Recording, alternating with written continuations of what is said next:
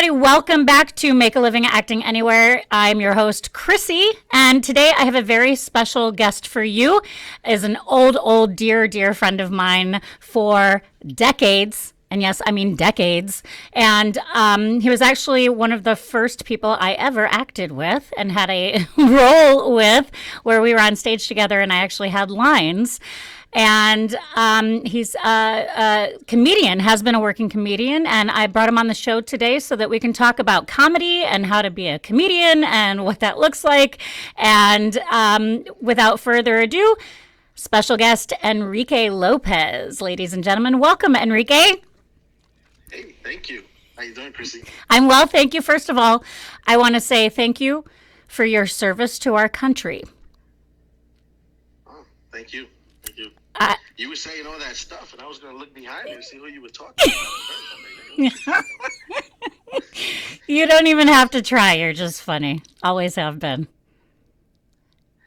Oh, So tell me a little bit about just tell us a little about your background, what you do, whatever you want to talk about, really, and then we'll launch into some comedy talk. And if you want to talk comedy first, that's totally fine. well, as Chrissy said, I'm Enrique, and I've known her since we were kids, actually. And yes, I was on stage with her for her first talking role. She did great, by the way. Yeah, so background, I guess, grew up in New York, from Queens. Started making people laugh in school to not get bullied. Because I think from sixth grade or seventh grade, the summer between sixth and seventh, everybody grew, and they didn't send me the memo. And I stayed the same height. I've been the same height since the sixth grade, still currently. And so out of fear, I figured, let me make people laugh so that I wouldn't get picked on, and it worked. Yeah. And got me a couple of girlfriends too, because girls like funny guys apparently. So yeah. So from there, grew up.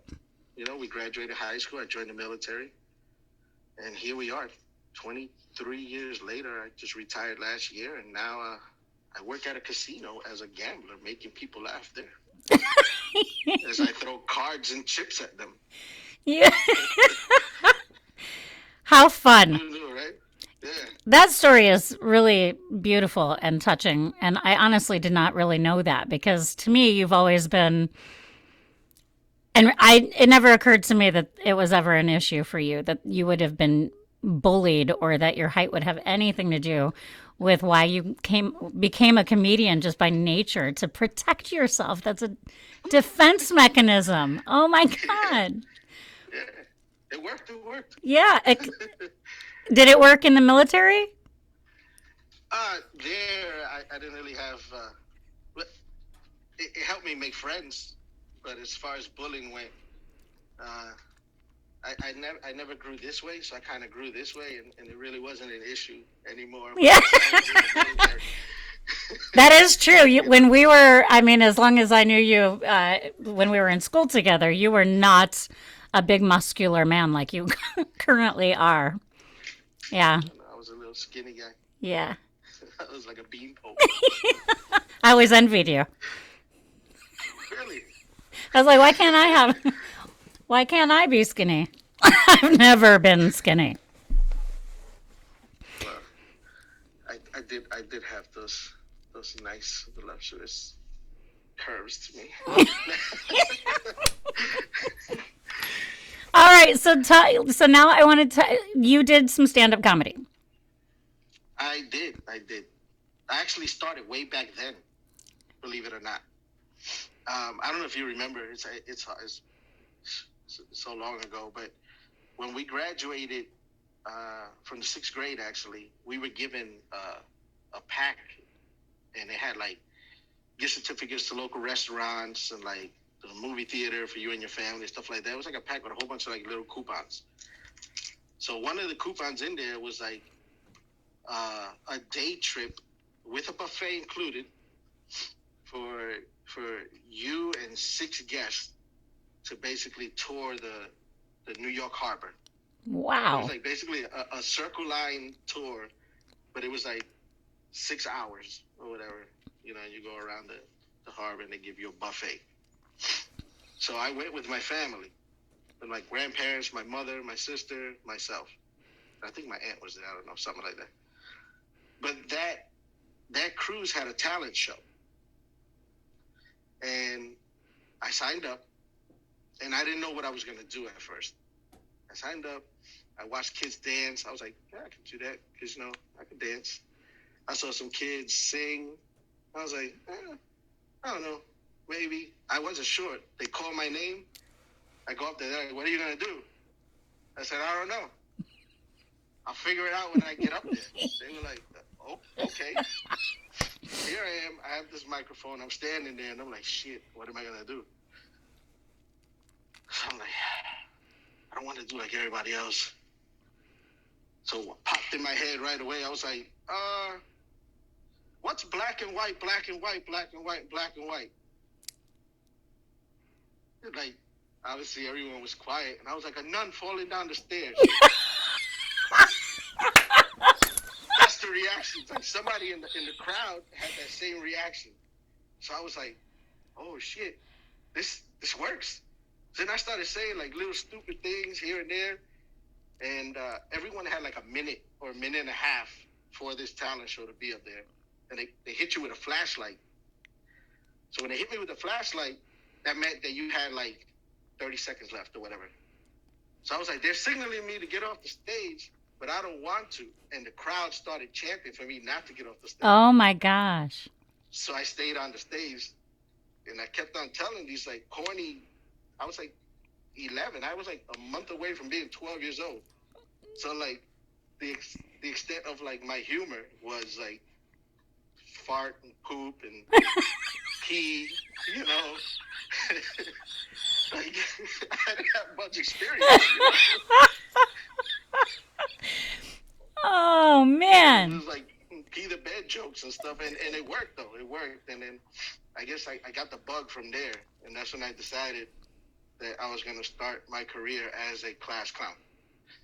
And that's when we were in school. That's what I was. Yeah. Getting in trouble for disrupting class, being a funny guy. That is so awesome. Yeah. So, I mean, your advice to somebody who is naturally funny like you are, but also used your natural funny to as a defense mechanism is what? What would you tell anybody watching this right now who aspires to be a comedian what to do? It's not easy. It's not easy. That's one. It's scary, so that's normal. And just have faith in yourself, you know? It's weird. It's like, I'm not like a comedy guru, obviously. I'm not Kevin Hart or anything like that. You know, I've done open mics the whole time. Haven't even really gotten paid for it. I just do it for funsies, you know? But you just got to put yourself out there. Like, whether you bomb, everybody bombs, or whether you get people to laugh, it's like intoxicating. Like, it's like a drug. When you hear people laugh, you want to hear more people laugh. Mm-hmm. You want to keep on like hearing that laughter. So whether you don't get a laugh one night, you're so addicted to hearing the laughs that you want to go back and be like, what did I it wasn't me, it was the crowd. You know, and then you keep working, just work your material, and it works itself out. You know, like some things are funny. Some people may find something's funny. Some people may not find something's funny. I think it's more like the crowd, but just work your material, work it, and don't be afraid to put yourself out there. And you can't be embarrassed of anything. You know, like once you decide to go that route, the comedy route, like there's no humiliation. It doesn't exist anymore. You have to be willing to put yourself out there and humiliate the shit out of yourself. You got to be vulnerable. Yeah. And that's therapeutic too, you know? It's a beautiful thing because you're opening yourself up to this vulnerability and you're putting yourself out there in front of people. So, What's the worst thing that can happen? that somebody doesn't laugh or they boo. And if they boo, you can turn that around in your favor too. Be like, get up and boo you. Get out of here. I told you to say, hey, you're the dumbass that paid for the ticket. Like, oh, I've been waiting for you. Huh? Like, oh, I've been waiting for you my whole life. Yeah. Waiting for this opportunity. Why are you booing? You saw your mom? Right. Your mom here? You just have to, you develop thick skin, Obviously, the first time that you ever get booed, you're like, what the fuck? Fuck you, man. You get up here. Mm-hmm. But you could also make fun of them for that, too. Be like, hey, man, do I go to the highway exit when you're cleaning windows? Right. And boo you? Right. It's interesting. Vulnerability you mentioned vulnerability. And I think that's kind of one of the hardest things for anybody in any industry to expose. But people in the arts and in comedy are just able to do it. Or, the ones who are really good at it are able to get vulnerable, even though that's kind of the hardest thing anybody does. People can't do that in a relationship, right? They can't be vulnerable to each other. But you got to get up there and just kind of face the music when you're using your own material, Like my show, my one-woman show is written for me. All I've got to do is perform it right, with right timing, right? Mm-hmm. To get the laughs. Yeah, timing is everything. Yeah. Because you don't want to go too long. You don't want to cut it short. My wife tells me all the time that when I do my material, that sometimes I run too long. I'm like, what do you know about comedy? She did write a comedy book, though. So. Did she really? I didn't know that. I want to buy it. It's called Random-ish and Other Nonsense. Okay, first of all, I want to buy it. Second of all, I want the link to it so that I can sell it. I'm going to put it in the description below. So if anybody wants to read this comedy book, and I highly recommend you guys do that. We got to support each other in any industry, but mostly supporting each other when it comes to, reading books or buying audiobooks or, subscribing to the YouTube channel, whatever it may be. I'd like to get the link for that so I can put it in the description below, because who knows, as this channel grows, she might just get some nice passive income for that bad boy. Well deserved, right? Yeah, it's funny. It makes me laugh. Oh, good. She says in the book, she says things that people think in like everyday life, like when you ride in the subway or your kids tell you about their project last minute. Like, oh, I got this thing due tomorrow, and I need this, and it's like 10 o'clock at night. Things like that. Like she talks about all of that in it. Kids. Things that people can really relate to. Yes. Oh, that's fantastic. I did not know that. How wonderful. I guess that's why we're together. We both make each other laugh. Yeah. You guys make a great couple. I love following you. Oh. Yeah. Okay. So. What inspired you to write what you did? Well, I can't stop myself. I don't know how to explain why these things happen. Honestly, probably just needing to get all the things that pop into my head all day long off my chest and onto the page. Right? And so for example, my book, Make a Living Acting Anywhere, which is 6 key strategies to making your living acting anywhere, is all about teaching people who live in where they live, and due to whatever circumstances may be, they are not going to make it to a big city and actually be able to pursue a big acting career. But they can do it. They can do it from where they live. I live in a 900-person town. And because of these 6 things that I now teach how to do, I was able to make a living acting, voice acting, narrating, producing my own films, or founding, I co-founded a film festival that was named one of the top 25 coolest film festivals in the world by Movie Maker magazine. And so I teach people how to do that because I know that there are people in their small communities who may have gotten married or didn't have the money and now they have babies or whatever the case may be. They're not able to get out of where they live. So they have a job either bartending or waiting tables, and they never prepared for that. They were always going to go be an actor.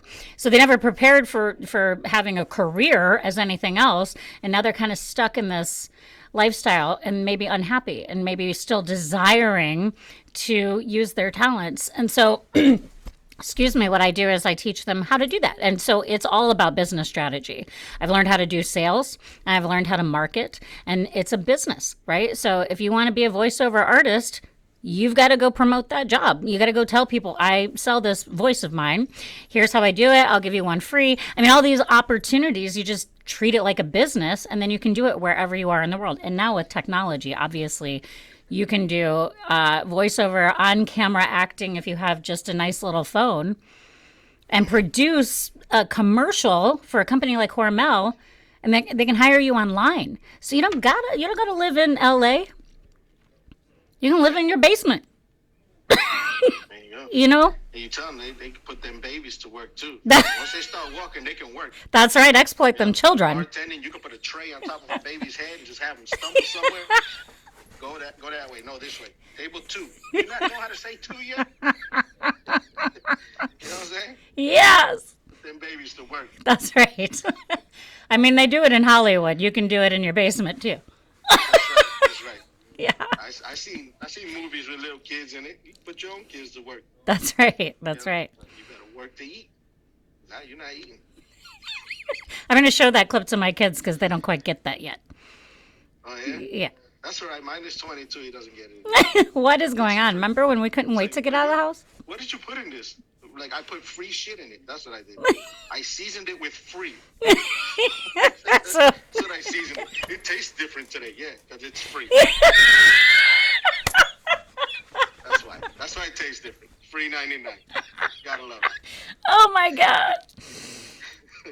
Oh, my God. So they never outgrow that. I'm telling you, it's 22 still. How? Remember, did you ever want to be living at home at 22? It's different times. It is, man. When we were growing up, it was kind of like almost like a thing to, if you weren't out there struggling at 17, 18 years old, then you weren't.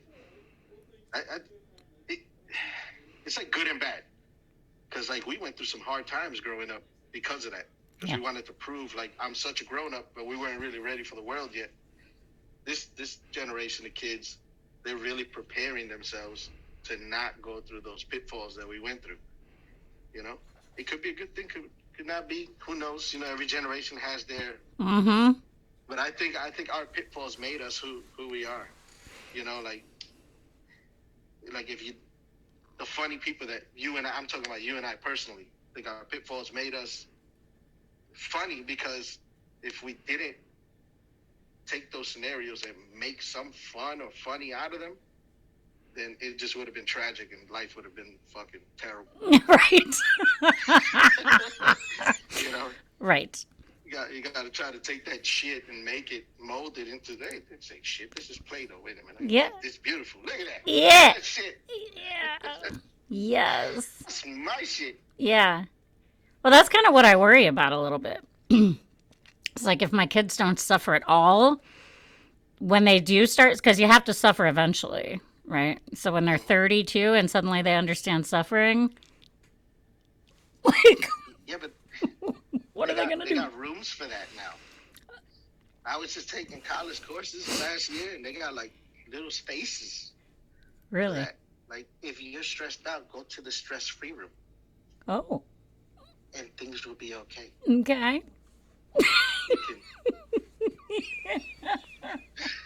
How wonderful. Yeah, I know. Isn't that? I wish that we had like a stress. You remember we growing up, you get stressed out, it's like pussy. Yeah. That stress-free room would have to be Nerf. Just go bash your head into the wall. I'm 12. So, deal with it. Oh, yeah. So, yeah. Yeah. But, you know, they have stuff like that. Or, from what I've heard, I haven't seen it myself, But I heard some schools have friend benches.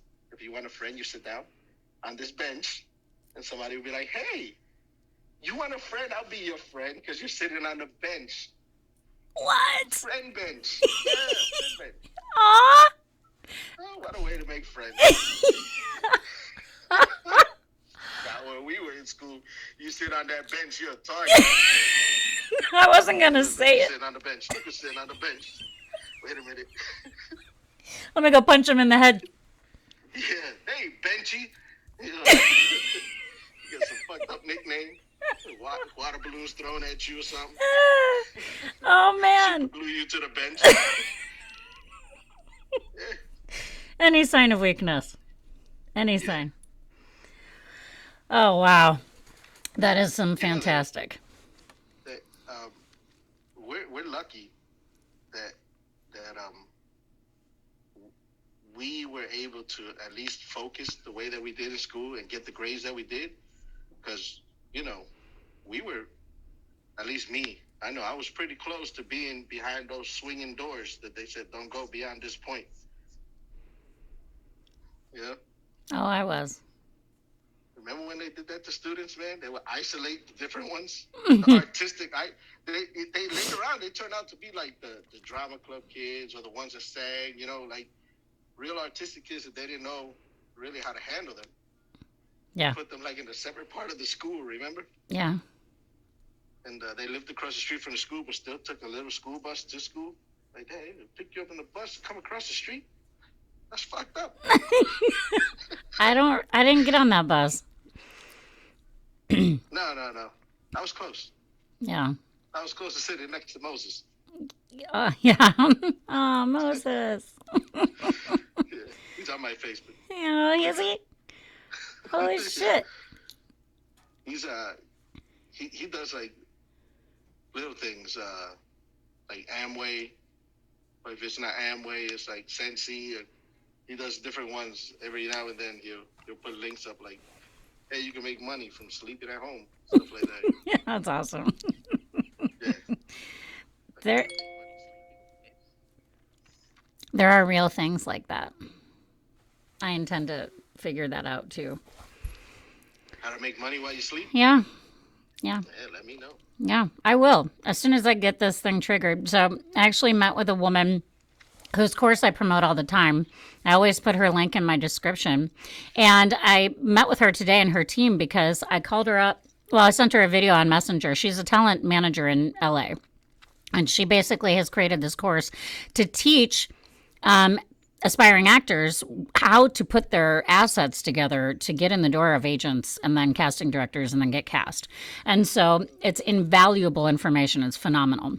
But I've sent her 700 clicks and have made $0 on this. She pays $150 per person that signs up.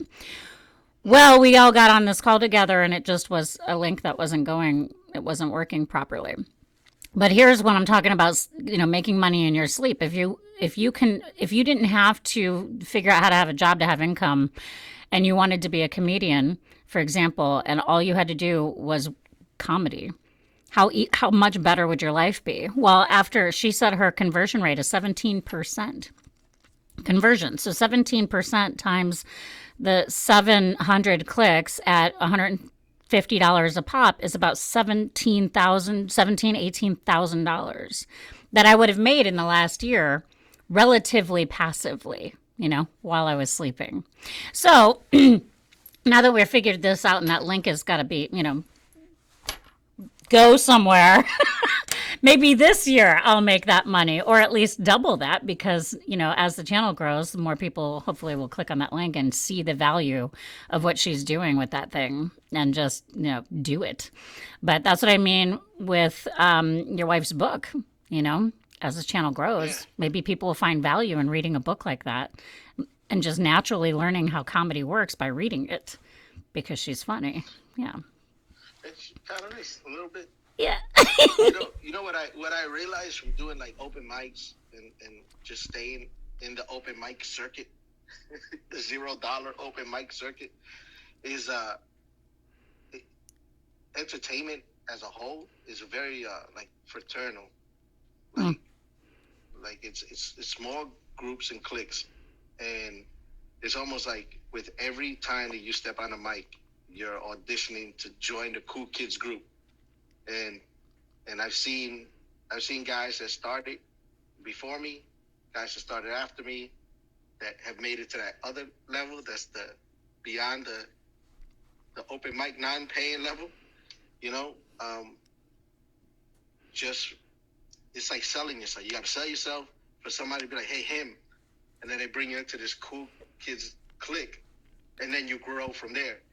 You know, it's hard to figure out how to get into that. Like you see them, and you're like, how the fuck do I get into that clique right there? Because they're the ones that are making money. Yeah, you know. Yeah. But what you're doing is cool because you're actually forming your own cool kids clique on your own and bringing people in and up that way. Hoping to, yeah. Yeah, that's awesome. Well, I'm driven. I know that people are suffering from their desires. Unfulfilled desire is a killer. Yeah. It's a killer. You know? It is, but sometimes it's fulfilling for some, at least, just to be able to do it. Yeah. You know? Yeah. I mean, you can do it. It feeds that. You know? Oh, I won't go union so that I can do some, so I can get on any stage I want to anytime. And that carries its own, lack in another way. But if I want to do a show at the local community theater and feed that beast right now, instantly, then I get to do that. And I love it. I love community theater. If you're a card member, you can't do that? No. I didn't know that. Yeah, no, because you got to get paid. And you can't always get paid at community theater, and they certainly can't pay you union rates, So where I live is just not, excuse me, worth it for me to be a card-carrying member at all. But, wow. Yeah, I mean, if I want to do a local, like I did a lot of industrials for Hormel and some voiceovers for them, and that would have been great to have my card for them. But I didn't need it because I just told them what my rates were, which I based on industry standard, and that's what they paid me. So you don't have to, right? So like I know there's a path, and and I'm not down talking the union by any means. Mm-hmm. Someday I'm gonna want to join SAG-AFTRA, and as a matter of fact, one of the films I'm making, I'm going to make it a SAG-AFTRA film because I want to bring in heavy hitters. Right. So there's reasons to do it. There's always reasons to go union, including your protection. Right. That's what they're there for, is to protect the actors and the people who are on set and whatever. But if you want to do whatever you want as an independent, having your union blocks you from a lot of work. Wow. Yeah. I never knew that. I thought that was like the golden staircase, Yeah, I mean, you get to, so for example, when I was auditioning in Chicago, I went to one audition at the Goodman, and things went awry after that, and I had to move back up to Dubuque. Well, I went to one audition at the Goodman. It was an equity audition. I had to go there. I got there super early, waited in line, put my name on a wait list. The benefit of being equity was that they had appointments. They went in there. At the time they were scheduled, they got out of there. I sat there for hours. But when I got in there, I got a call back. The difference between at that moment being equity and not equity was that could they decide to go with an equity actor who would have delivered what I delivered, or me, a non-equity actor? And they have to have a certain amount of equity actors, period. So they went with the equity actor over me. So there's a lot of benefits to doing it. Everybody wants to get their card. But with what I teach is to do it in your hometown, it's not worth it to have a card. Yeah, I understand. Yeah. Hey, they just cut themselves off at the knee on that one, though, because right. I'm sure the talent level wasn't the same. Oh, you're talking about me? Yes.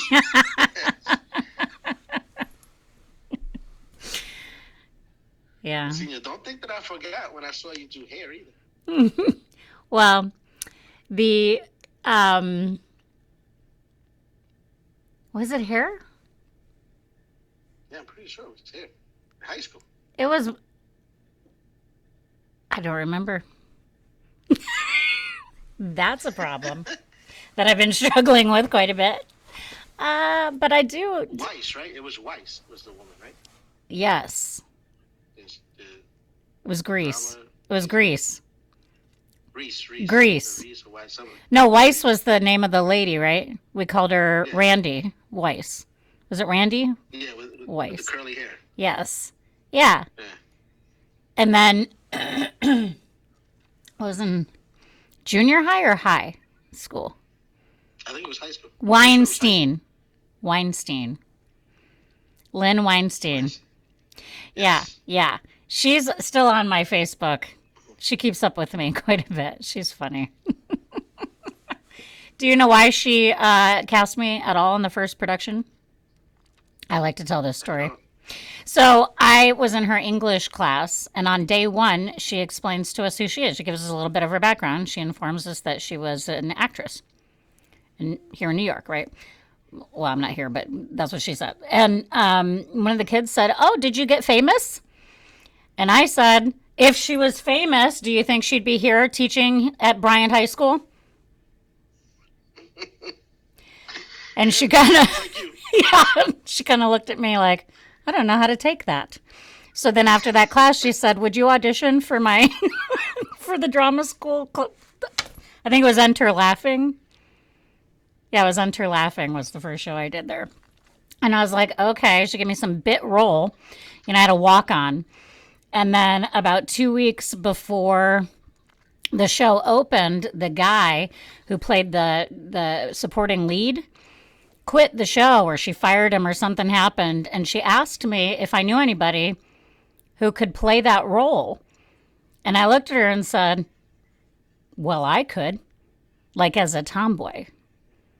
And so she did that. And that's where she realized that I had actual chops. That's where I realized I had actual chops. That was good. That's how it starts.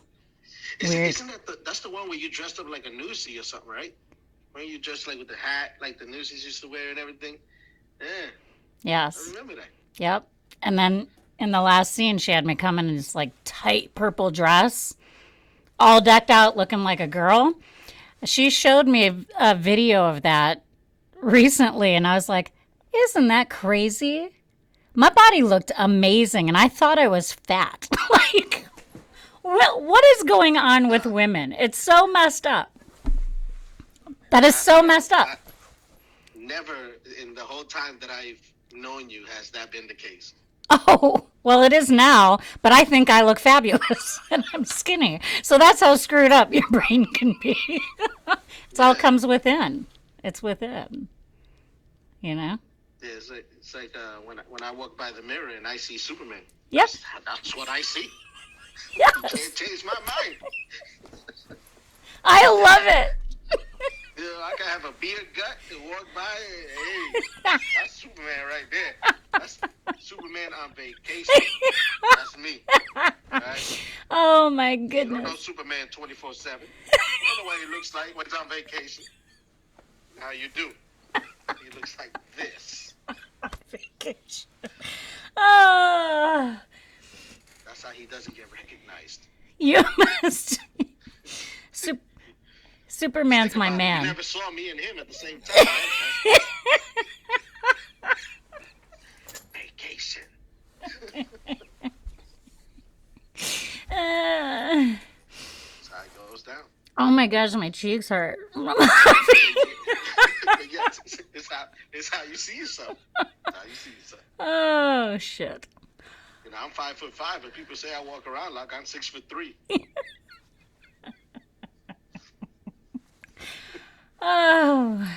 The biggest little person they know. Talk to us. Tell us. Is there, if there's any way, like if somebody sees this who thinks you're hilarious and they want to book you or something like that, how would they be able to get in touch with you? What's your favorite way for people to get in touch with you?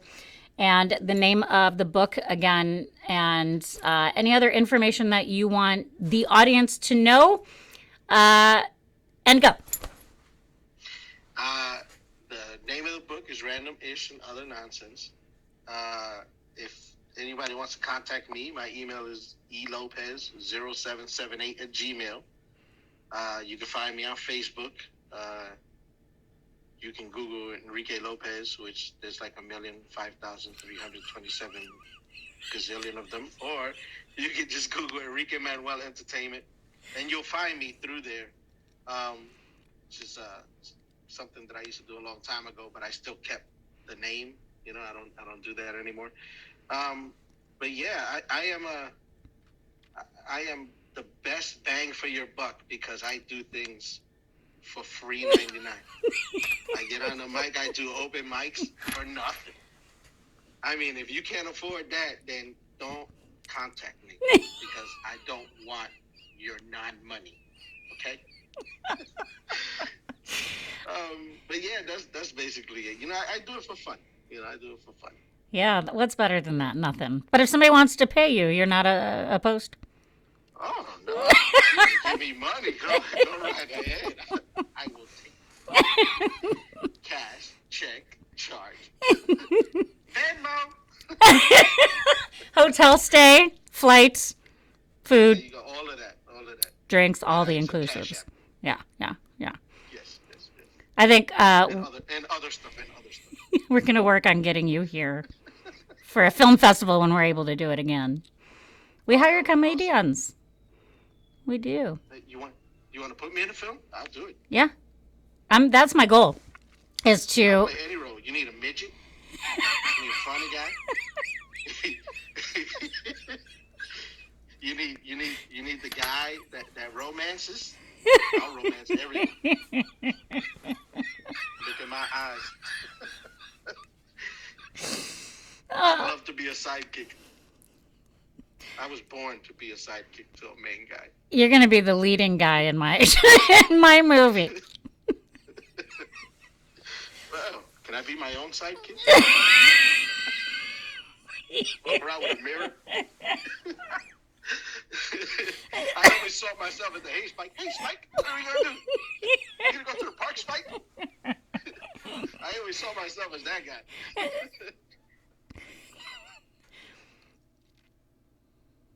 Yeah, so that's it. That's all my info. Enrique, thank you for coming on the show. I am so glad that you agreed. I am so grateful that you agreed to be on this show.